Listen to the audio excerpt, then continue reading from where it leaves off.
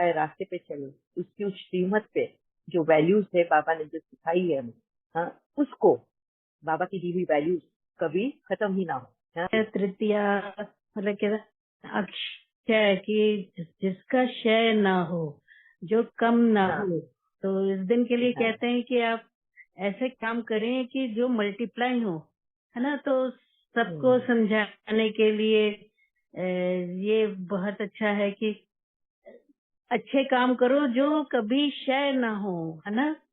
तो खत्म ना हो। अगर बुरे करोगे तो बुरे ही करते जाओगे, और अच्छे करोगे तो अच्छे ही करते उसमें ही बड़ा मिलेगी। मल्टीप्लाई करेगा। तो सबको समझाने के लिए बहुत आसानी से कह देते हैं, आज अच्छे काम करो, अच्छे विचार करो, शुभ भावना, शुभ कामना, शुभ संकल्प, है ना। तो ये करेंगे तो यही क्षय नहीं होंगे, ये अक्षय हो जाएंगे। जैसे अक्षय पात्र भी कहते हैं कि ऐसा अक्षय पात्र रखो। तो और मेरी समझ के हिसाब से जो सोना खरीदते हैं, तो क्योंकि सोना प्योरिटी का सिंबल है ना, कि तो आप भी उतने प्योर रहें, सोने के जैसे बने रहें। और मोल्ड और गोल्ड वाली बात कि जितनी प्योरिटी है उतना मोल्ड होना सीखेंगे।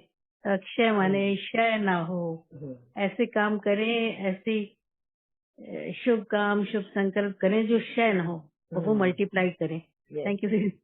Very nice. बहुत अच्छा आपने मीनिंग बताया गोल्ड के बारे में कि गोल्ड उस दिन से खरीदते हैं। हाँ, वो उस तरह बाबा के ज्ञान को भी आपने, हाँ, इसमें मिला के बताया कि किस तरह बाबा भी बोलता है गोल्ड की तरफ प्योर रहो, प्योर बनो, और उसी की तरह जैसे, हाँ, चमकते हुए आगे बढ़ो। बहुत अच्छा। थैंक यू वेरी मच प्रार्थना के। हाँ जी, थैंक यू दीदी। और किसी को कुछ अपना शेयरिंग करना है?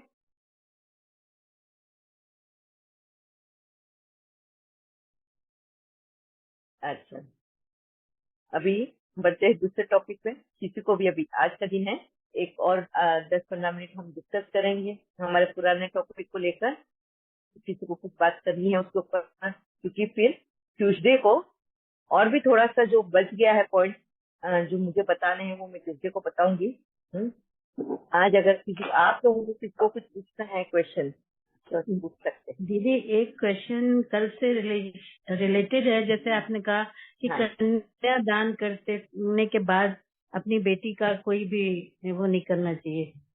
तो क्या दीदी ये लेना नहीं। डिफ्रेंसिएशन की लड़की और लड़के में डिफरेंस नहीं आ जाता इस बात से कि ये कन्या है? क्योंकि आजकल हम सब कहते हैं कि लड़की लड़का बराबर है ना। कोई जेंडर वो नहीं होना चाहिए डिफरेंस। और उसमें एक क्वेश्चन ये है कि जैसे लड़कियां अपने माता पिता की सेवा करती हैं, और माता पिता उतने सक्षम नहीं है, अगर वो बीमार हैं, या उनको सुख देने के लिए, उनको हैप्पीनेस, क्योंकि ऐसा लगता है कि जब बच्चे बड़े हो जाते हैं तो जो माँ बाप हैं वो उनको बच्चों की तरह ट्रीट करना चाहते हैं कि जो खुशी हमें हमारे माँ बाप ने दी है हम इनको दें। तो उसमें अगर लड़कियां कुछ अपने माँ बाप की बीमारी में या उनको खुश रखने के लिए उनको लिए कुछ करती हैं, तो वो किस कर्म के खाते में जाएगा? कर्जे के। किस पे? माँ बाप पे कर्जा हाँ, होगा। तो अगर माँ बाप बीमार हैं दीदी, तो अगर हमने उनकी बीमारी में खर्चा किया तो क्या ये वो कर्जदार बन जाएंगे? हाँ, वो फिर कैसे कर्जा अगले जन्म तक चलेगा? वो तो तुम रिश्ते देख लिए ना। जी। रिश्ते कर्जा बन गया। एक आत्मा के रूप में ही देखो, रिश्तों के कर्जे मत बढ़ाओ। तो अगर अभी ऐसे में आपने जेंडर की बात करी, अगर बेटी है और बेटे से ले सकते, बेटी से नहीं ले सकते, तो कल वही बात बोली कि बेटी है उसका कन्या का दान कर दिया। जैसे बाबा बोलता है कोई चीज का अगर दान कर दो तो उसको वापस लिया नहीं जाता। तो कल वही बात करी कि कन्या को अगर दान करो तो उससे कुछ लिया नहीं जा सकता, वो कर्जे का भाग हो गया। मगर अभी हम इतने कर्जे में डूबे हुए हैं कि हम ये सभी चीजें नजरअंदाज कर देते हैं अपने कन्वीनियंट के हिसाब से। जब चाहो तब हम रिश्ते देख लेंगे, जब चाहिए तब रिश्तों को नजरअंदाज कर लेंगे, जब चाहिए तब हम हेल्प लेते हैं, जब चाहिए तब हेल्प को नजरअंदाज कर देते हैं। हाँ, आज की दुनिया जो है सारे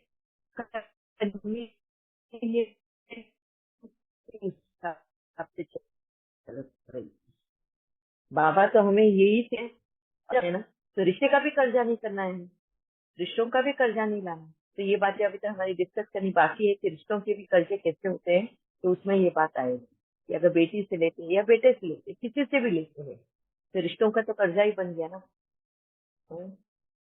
जी। तो जैसे मेरी मदर भी कहती थी कि अगर उनके साथ कुछ भी उनकी हेल्प के लिए दो तो वो कहती नहीं नहीं लड़की का नहीं लेते या लड़की के घर का पानी नहीं पीते।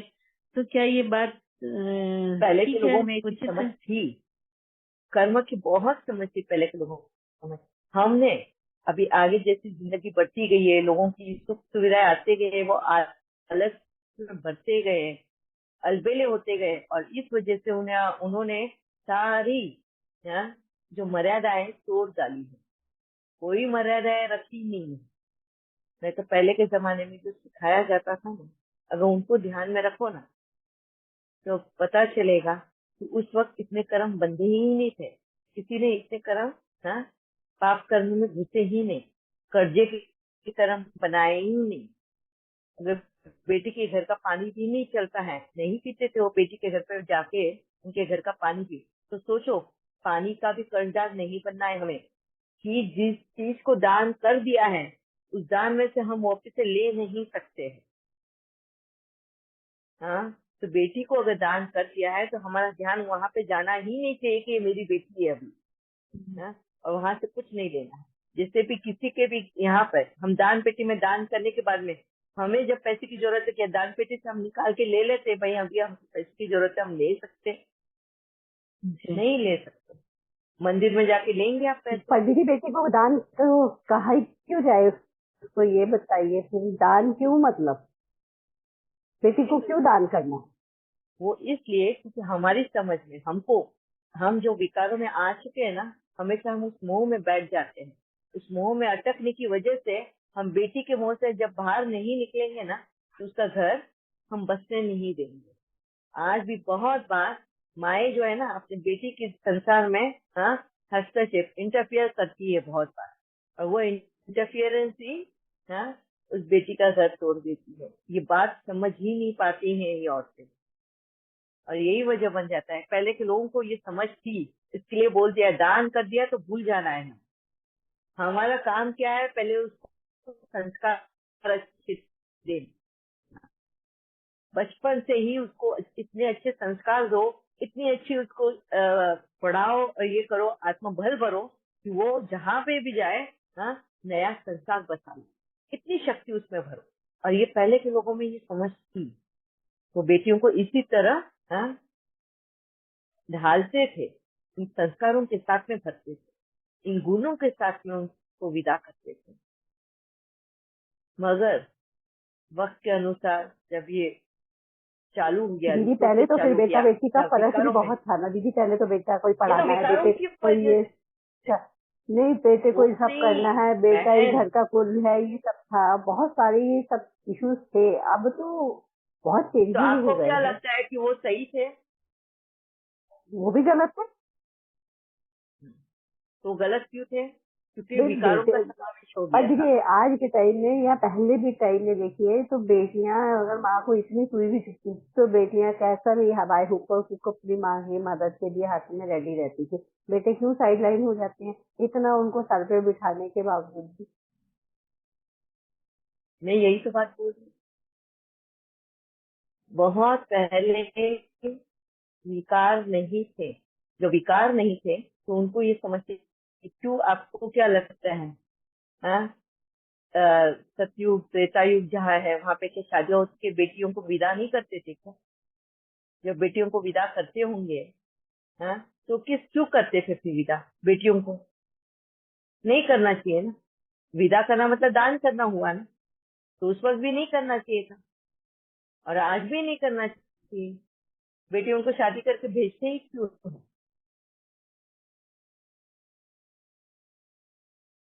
हाँ, रख लो अपने ही घर पे। आप बहू को लाना ही नहीं, शादी करके उसको उसके घर पे रहने देना।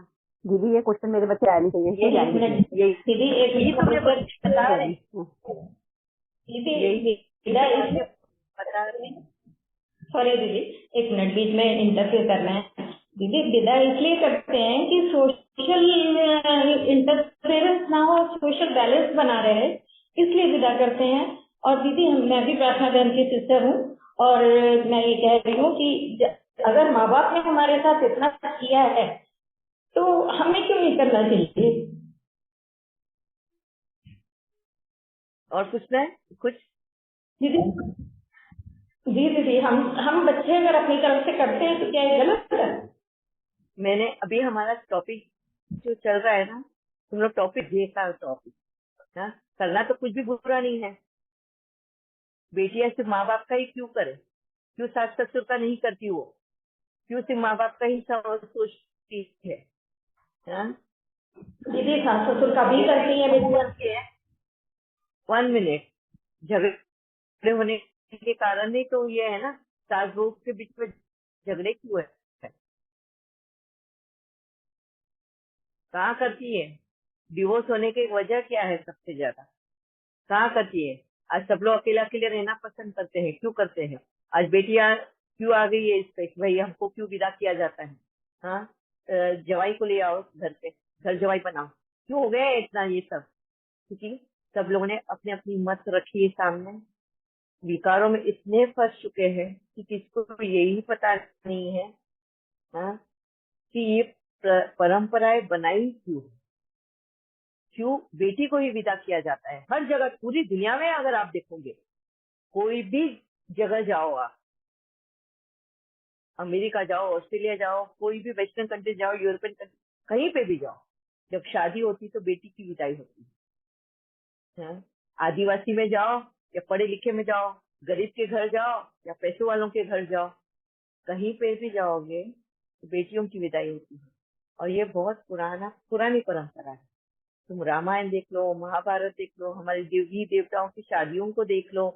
हाँ, शिव शिव की शादी बताई जाती है शंकर पार्वती में, तो उसमें पार्वती को विदाई किया जाता है। विष्णु एंड लक्ष्मी को विदा किया जाता है। तो वहां पे ये क्यों है ये परंपरा? हर जगह पे कि लड़की को विदा किया जाता है, क्या वजह है ये? हाँ, ये तो अभी हम विकारों में आ गए, इसके लिए कर्जदार बन गए। और कर्जदार बन गए तो और भी कर्जा, एक कर्जा बोलते हैं, एक कर्जा चुकता करने के लिए दूसरा कर्जा ले लेते हैं, वो वैसी बात हो गई अभी। और इस वजह से ये सारे क्वेश्चन निकल के आते हैं कि बेटियों को क्यों जाना पड़ता है, क्यों भाई बेटियां जाए, हाँ, बेटे क्यों नहीं आ सकते? ठीक है, चलो तुम अपने बेटे को विदा करो, वो दूसरे अपने बेटे को विदा करेंगे। हाँ, वैसे रेट बना लो, अपने घर के बेटों को दूसरी जगह पे भेज दो, दूसरे के बेटों को अपने घर पे ले आओ। मैं जाना तो एक जगह पे कहीं ना कहीं तो है ही ना, एक को तो जाना ही होगा ना, घर बसाना है तो। हाँ? बेटे जाओ या बेटी जाओ, दोनों में से कोई एक को जाना है, तो बेटियों को ही क्यों रखा है जाने का? हाँ? इसके पीछे भी तो वजह है। दीदी ऐसे बच्चे कहते हैं कि क्यों हम जाए ना, वो भी दीदी वो बोलते हैं तुम अपना वो अपना घर छोड़े, मैं अपना घर छोड़ू। जब इक्वली दीदी पढ़ाया लिखाया है, इक्वली किया है बेटियों का, तो बेटियां क्यों नहीं कर सकती? क्यों माँ बाप कर्जदार होंगे? माँ बाप ने तो उससे 10 गुने ज्यादा हमने किया है।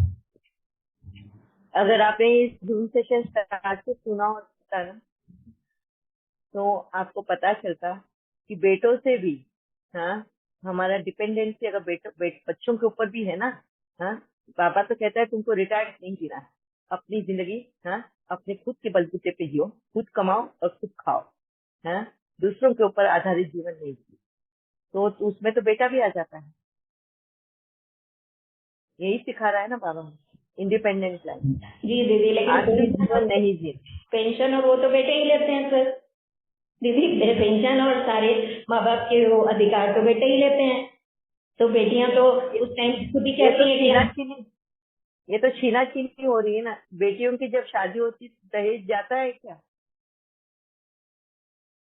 जब बाप के पास पैसे हो नहीं हो, मैं दहेज देना है, फिर बाप कर्जा करके दे, घर बेच के दे, जमीन बेच के दे, मगर डाउरी तो देनी है। उस वक्त बेटे पूछने आते हैं कि पिताजी ने हमारे लिए क्या छोड़ा है, कर्जा छोड़ा है, और बेटी का तो घर भर दिया।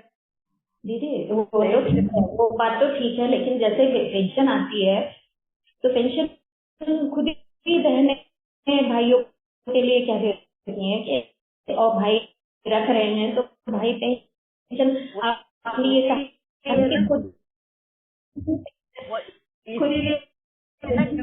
उनमें ये समझदारी है जी, अपनी कमाई तो दी, अपनी अंत तक वो अपनी कमाई ही तो दे रहे दीदी। नहीं, आप ये बात नहीं समझे में कि रिश्तेदार तो पहले बन जाती है जब उनकी शादी होती है। तो आपके पास है नहीं है, मगर बेटियां अपना हिस्सा लेकर ही जाती है। बेटे के पीछे पीछे बेटे के पास कर्जा रहता है या प्रॉपर्टी रहती है, ये तो नहीं पता ना। जी दीदी, वो तो खैर अपना अपना वो है। लेकिन आपने दीदी ये कहा ना पेंशन आती है, पेंशन आती है माता पिता की, तो अगर माता पिता बेटे के पास रह रहे हैं तो उनकी देखरेख भी तो बेटा ही कर रहा है। जी दीदी, बिल्कुल ठीक है, वो बिल्कुल ठीक है। बहनों को भी कहना चाहिए कि हाँ, पेंशन पूरी भाई ही है, भाई ही कर रहा है। लेकिन ये जो आपने कहा ना कि कर्जदार माँ बाप का कर्जा को हम 100 जन्म नहीं चुका सकते, क्योंकि माँ बाप में जो नहीं है, जिसे कर्जे वाले हमें समझ में आती है कि माँ बाप क्यों कर्जदार हुए, उन्होंने तो कर्जा हमारा पहले ही, हमें कर्जा उनका चुकाना है। ये रिश्तों का कर्जा है ना, ये रिश्तों का कर्जा अभी तक हमें डिस्कस करना बाकी। मैंने इसलिए कहा ना ट्यूसडे को अभी तक माँ के कर्जे के बारे में बात है, उसके ऊपर बात चल रही है। अभी तो रिश्तों की तो बात बाकी है। उसमें ये सारे आपके क्वेश्चन के आंसर आ जाएंगे कि माँ बाप क्यों बच्चों से नहीं ले सकते हैं, या माँ बाप बच्चों के ऊपर क्यों खर्चा नहीं कर सकते, और कब करनी चाहिए और कब नहीं करनी चाहिए, इसके बारे में हम ट्यूसडे से डिस्कस करेंगे। और कैसे हम बन जाते हैं कर्जदार, वो कर्जा देने की वजह से ही फिर उस घर में क्यों पैदा होते हैं और क्यों पैदा होकर उस तरह के रिलेशन में आ जाते हैं या हमें कर्जा चुकाना पड़ता है। और वो कर्जा चुकता करने के बाद हम ये नहीं सोचते हैं कि ये तो पिछले जन्म तो हमारे साथ में ये था, हमें हैवी नहीं हो जाए। नहीं, उल्टा बहुत अच्छा। मैं तो चाहती हूँ ऐसे क्वेश्चंस निकले। मैं तो आप लोगों से यही चाहती हूँ कि आप तो करो ये सारे क्वेश्चन। मुझे बहुत अच्छा लगा आज, मगर आपने वो अभी तक टॉपिक आया ही नहीं, रिश्तों का कर्जा। तो अभी तक हमको डिस्कस करना है कि रिश्तों के कर्जे कैसे बनते, रिश्तों के कर्जे चुकता करने हैं। पैसों के तो कभी चुकता हो जाते हैं, मगर रिश्तों के कर्जे चुकता नहीं होते। ये बहुत अच्छा आपने टॉपिक लिया है ना। मंगलवार से हम ये डिस्कस करेंगे, ठीक है ना, क्योंकि सबके माइंड से ये चीजें निकलनी जरूरी है, तभी हम सत्युगी लाइफ जी सकते हैं। थैंक यू बाबा। या विक्रांत है? हाँ दीदी जी, ये अभी जो बोल रहे थे ना कि वो पेंशन वगैरह वो सब बहन बोल रहे थे, तो फिर हमारा भी एक्सपीरियंस बहन की शादी का कि हमने कर्जा लेके शादी की और फिर वो पूरा चुप करते करते हमारे 5-7 साल चले गए। और कई बार हमने सिर्फ एक टाइम ही खाना खाया है, और उसमें भी हमने बहुत सारे चैलेंजेस फेस किए। जैसे दीदी की पहली डिलीवरी थी, तो वो जीजू उसको रात को घूमने ले गए और अचानक पेन स्टार्ट हो गया, तो उसको मिडनाइट में हॉस्पिटल में एडमिट करना पड़ा। तो जैसे अभी रीत है की पहली डिलीवरी लड़कियों वाली करते, तो हमारे पास तो पैसे भी नहीं थे, तो हम सिर्फ 1200 रुपए खर्च था उस टाइम 2004 में। तो हमको जीजू ने इतना एब्यूज किया कि हमने पैसा नहीं दिया 1200 रुपए वो प्रेगनेंसी के खर्चे का। तो ये साइड भी उठानी पड़ती, मतलब इतना सब तकलीफ भी लड़के मतलब उठाना पड़ता है। जैसे लेडीज का इक्वलिटी वो सब ठीक है, वो फेमिनिज्म में, लेकिन बाकी फैमिलीज को भी ये सब बोझ उठा दे नहीं पाए पूरी, मतलब वन टाइम पेमेंट नहीं कर पाया, आधा किया और आधे को टाइम लगा। तो उसमें भी हमने बहुत फेस किया उनका एब्यूज। फिर हमने हमारे घर पे कर्जा लेके वो उसका पैसा दिया। तो वो तो दिन रात अच्छा खाती थी, रहती थी, सोती थी। हम यहाँ पे मतलब स्ट्रेस में रहते थे मतलब। तो ये भी तो कोई कॉस्ट पे कर रहा है ना किसी का अच्छे भविष्य के लिए। तो फिर उसको पेंशन में हक न मिले या प्रॉपर्टी में हक न मिले, तो ये तो कोई बात नहीं है ना, क्योंकि मतलब है ना, वो तो नहीं गुजरे ना, उसका संसार तो सेट हो गया। हम उसकी किस्त चुकाते रह गए, मतलब ये एस्पेक्ट कोई देखता नहीं मतलब। हाँ, यही अभी इसको कहते हैं रिश्तों का कर्जा। ये डिस्कस हम करने वाले हैं, और क्यों किस तरह से आते हैं रिश्तों के कर्जे, और जब हमारे सामने आते हैं तो हम पल्ला झाड़ लेते हैं अपना, ये कहकर कि ये तो ये रिश्ता है, इसमें थोड़ी दिया जाता है। वो कर्जा हम पिछले जन्म ही कर आए होते हैं, जो हमें चुकता करना होता है। ठीक है, ये हम डिस्कस करेंगे मंगलवार से। ये भी बहुत इंपॉर्टेंट टॉपिक है, रिश्तों को समझना और कैसे हमको रिश्तों में कर्जदार नहीं बनना है, इसके बारे में भी हम बात करें। ठीक है, अभी वक्त हो गया है क्या? है 5 मिनट, अगर किसी को कुछ बोलना है इसके बारे में और भी। हाँ, बहुत अच्छा टॉपिक है, मेरे को बहुत मजा आता है ऐसे क्वेश्चन आंसर की लोग ले आते हैं और पूछते हैं। तो तभी डिस्कशन में मजा आता है, एक अकेला ही बोलते रहे मजा नहीं आता। आवाज हाँ जी, आ रही है दीदी? थोड़ा ब्रेक हो रहा है, मजा चलेगा। जैसे अभी बेटियों के ऊपर नहीं आ रही है आपकी आवाज की है क्या? बोले बेटियों के ऊपर क्या? जैसे अभी बात चल रही थी ना थी, तो उसके ऊपर मेरा भी यहाँ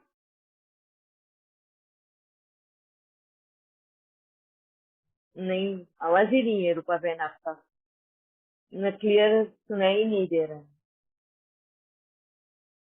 शायद वो एग्जिट भी हो गए, उनका नेटवर्क ही नहीं है। ठीक है, हाँ जी रूपा बहन, दीदी आवाज ब्रेक हो रही है आपकी आवाज। हाँ जी, तो हाँ ठीक है।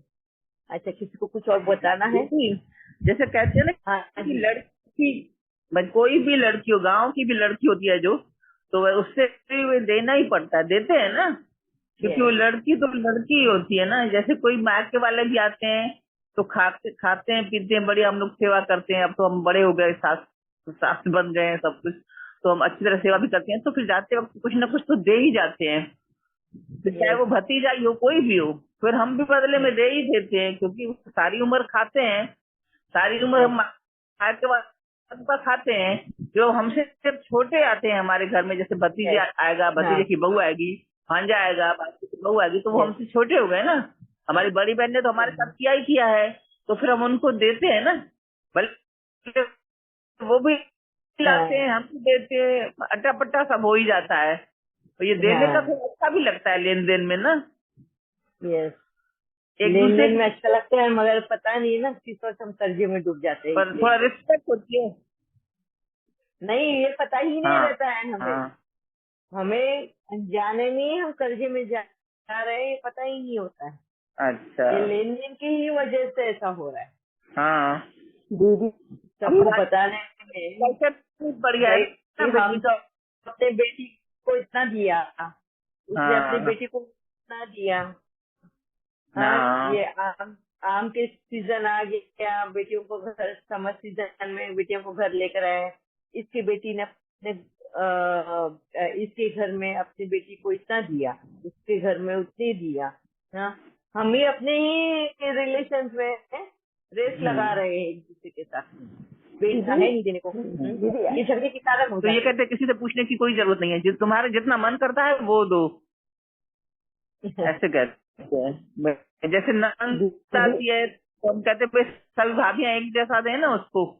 अब सब अलग अलग रहते हैं तो कहते कि किसी से पूछने की कोई जरूरत नहीं है, तुम्हें जितना देना है तू दो। ठीक है, मेरे क्या देने वाले कंपटीशन ही है। हाँ होता है दीदी दीदी, एक बात और देने बताइए। वाले एक लेने वाले एक, हमारा क्या मतलब पड़ता है, हम तो बीच वाले हैं, हमें तो वहां से देना है, शाबाशी लेनी है बस। ओम शांति।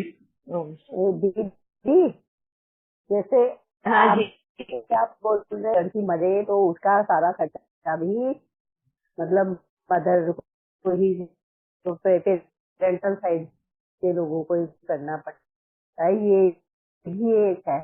तो बताओ चाहे लड़की कितनी सेल्फ सफिशिएंट हो, कितना हो, पर उनको चेंज होना ही चाहिए। हम हमारा समाज ही तो चेंज करेगा ना कि लड़कियां लड़कों पर डिफरेंशिएट जो है ये सब। यस, क्योंकि वो पहले रिश्ते के कर्जे तो समझे ना, वही ना, ये सब चीजों इन रिश्तों का कर्जा समझ आज गए की ना, जनरेशन नहीं तभी मानती है दीदी, दिमाग से क्योंकि सब अभी मेरे मदर। सब मानेंगे, हाँ जी, सब मानेंगे। धीरे धीरे बराबर कुदरत उनसे करवा कर लेगी। अभी पीछे मेरी चाची सास की डेथ हुई तो उनके नहीं इन्होंने देना चाहिए मतलब वो मैंने बोला वो खुद इतनी सेल्फ सफिशिएंट हस्बैंड, इतना कमा के इतना बड़ा घर की महल माड़ी है, वो खुद उसकी माली, बेटे भी इतने अच्छे, फिर भी नहीं चाहे कुछ में दाग का खर्चा तो की बेटी के मायके की तरफ से हुआ। तो ये क्या बात है, ये सब नहीं अच्छा लगता है। मतलब ये हट कर चाहिए सब। अब हम इतने सेल्फ सफिशिएंट है, हमारी मदर खुद इसी जॉब में इतनी सेल्फ सफिशिएंट नहीं, सब पहन के उन्होंने अपना इतना जमा भी, खैर उनके ब्रदर्स वगैरह करे तो ये कौन सी बात है, जब वो खुद इतनी सेल्फ सफिशिएंट नहीं है। पापा तो नहीं है मेरी मदर तो बहुत सेल्फ सफिशिएंट है, आज तक उनको पेंशन मिलती है 50,000। तो फिर भी अब वो कहेगी भाई ही देंगे, और भाई बेचारा चलो थोड़ा ही हो तो फिर पेंशन मिलने वाले लोग बहुत जरूरी बात सीधे चुने हैं बहन, जिनको पेंशन मिलती है, गवर्नमेंट जॉब, बहुत कम लोग हैं ऐसे। तो कितने लोग जी रहे हैं जिनको पेंशन नहीं मिलती है। आप दीदी की गरीबी किसी की दाल चलो लगाने का उसका भी खर्चा दे देता है, ऐसे भी कहते हैं ना कि भाई चलो कोई बात ही नहीं, इसका कर दो, ये तो पैसा है। ऐसा देखते हैं, हर एक का अपना नसीब है। ठीक है, ये इसका डिस्कशन करेंगे हम मंगलवार से। अभी आज ये लास्ट है, मंगलवार को मिलेंगे। वक्त भी हो गया है इसका। ठीक है अभी ओम शांति। सबको अक्षय तृतीया की मुबारकबाद, शुभकामनाएं। आपको ओम शांति। ओम शांति। थैंक यू दीदी, थैंक यू बाबा। ओम शांति। अक्षय तृतीया, थैंक यू बाबा। ओम शांति।